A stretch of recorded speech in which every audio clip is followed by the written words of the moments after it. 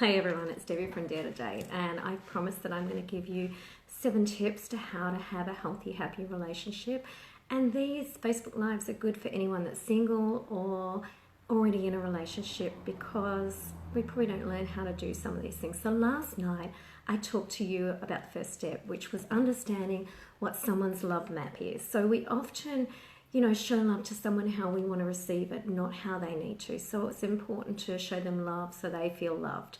So we talked about that last night. If you missed the video, go have a look at it. And tonight we're going to talk about the second step is to nurture fondness and admiration in a relationship. So we often think that we know everything about the person that we're with.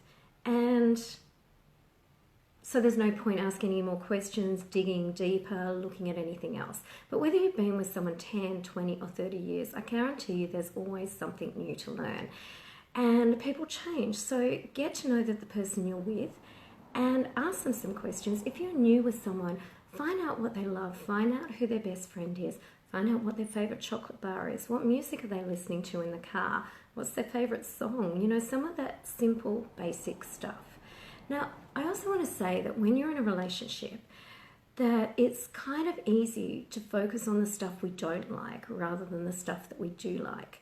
And what we focus on, we tend to see more of. So in this step, what I say, there's some research that says couples who look at each other through rose-coloured glasses have happier, healthier and longer marriages because they ideal each other. They only see what's good and they only focus on that. So in a relationship, it can be easy to focus on the bad stuff. Okay, so you've gone to bed and you wake up in the morning and your partner's been snoring all night, haven't got much sleep, so you're really grumpy.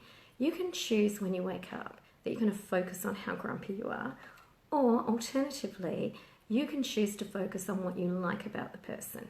It really is a choice after all.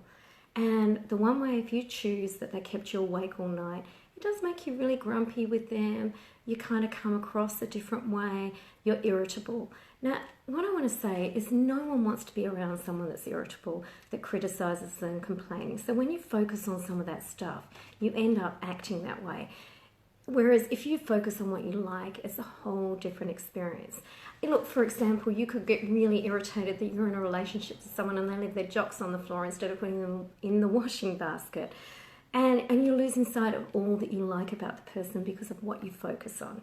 Now, what happens is, if we have a thought, I'm really annoyed that they left their jocks on the floor, then it gives you a feeling of irritation and not liking them. And it kind of leads you to how you feel in your belief that you just don't like them very much.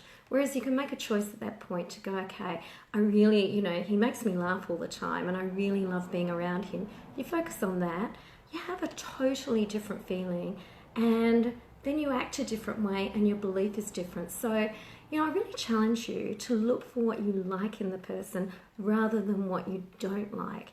And that's the building blocks of a good relationship. Because what happens when you focus on all the bad stuff, it actually damages the connection you have between the two of you. Whereas when you're focusing on what you like, it changes everything. And we will talk about how to communicate, because you can't ignore the things that you don't like, but there is a way of communicating. And hi Tracy, nice to see you. Well, not see you, talk to you. What you focus on does make a difference. So we will talk about how you communicate to get better results in a video coming up. But that's it from me. So the first 2 steps is know how the other person, know their love maps, how they feel loved. The second step is fondness and admiration. And do you know what? When you kind of celebrate and say, oh, I really love it when you do that, thank you so much for doing this, it makes you want to be around that person rather than when they go, oh, you didn't do that very well, I hate that you did this. So how you act gets a different response. And if you want a really good relationship, really focus on what you like about the other person. And that's it from me. Thanks for listening, and I'll talk to you again tomorrow night. Bye.